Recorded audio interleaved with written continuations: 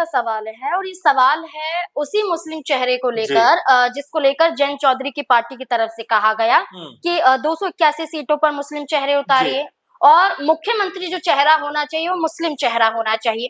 सपा से क्या लगता है कि अगर कोई मुस्लिम चेहरा होगा तो वो किसका होगा? देखिए, पहली बात तो ये है कि जो आरएलडी की तरफ से कहा गया कि मुस्लिम चेहरा होना चाहिए, तो मैं आपको ये भी बता दूं कि आरएलडी एक समय जो थी जाट और मुस्लिम कॉम्बिनेशन वाली पार्टी थी, किसानों वाली पार्टी थी, लेकिन धीरे-धीरे पार्टी का जो पूरी विचारधारा है, जो रंग-ढंग है, वो यहाँ पर बदलता हुआ दिखाई पड़ता है। सवर्ण लोगों के हाथों में पार्टी की कमान जा रही है। मुस्लिम जो एक समय बड़े प्रभाव में यहाँ पे नजर आते थे, वो प्रभाव कहीं न कहीं कम होता हुआ नजर आता है। ऐसे में जो बात उन्होंने कही है, जो सवाल आपने भी रखा है कि आखिर अगर मुख्यमंत्री पद की बात की जाए तो पहली बात तो ये कोई तर्कसंगत बात है नहीं, क्योंकि यहाँ पर सर्वमान्य तरीके से अखिलेश यादव का ही नाम सामने आता है कि वही मुख्यमंत्री बनेंगे।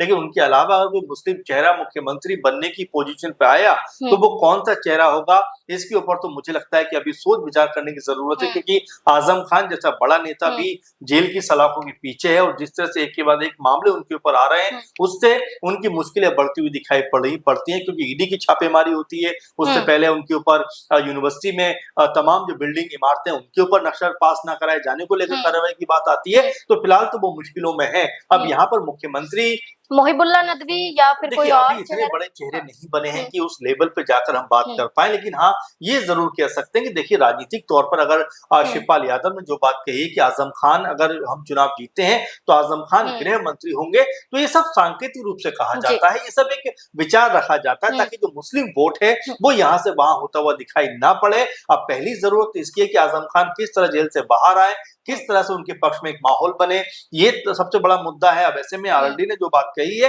ये राजनीतिक तौर पर समाजवादी पार्टी को घेरने का काम किया है। अब ऐसे में क्या अखिलेश यादव यहाँ पर कहते हुए दिखाई पड़ते हैं, समाजवादी क्या कहती हुई नजर आती है, वो एक बात। दूसरी बात, आरएलडी की तरफ से जो सीटों को मांगने की प्रोसेस है, वो किस तरह से जो है बीजेपी से बात करते हुए दिखाई पड़ेंगे और उनके हिस्से में आने वाले दिनों में कितनी सीटें आती हुई दिखाई पड़ेंगी, ये मेरे ख्याल से बहुत ज्यादा इसके ऊपर पैनी निगाह रहने वाली है, क्योंकि इससे ही समीकरण बनेंगे भी और यहाँ पर समीकरण बिगड़ भी सकते हैं।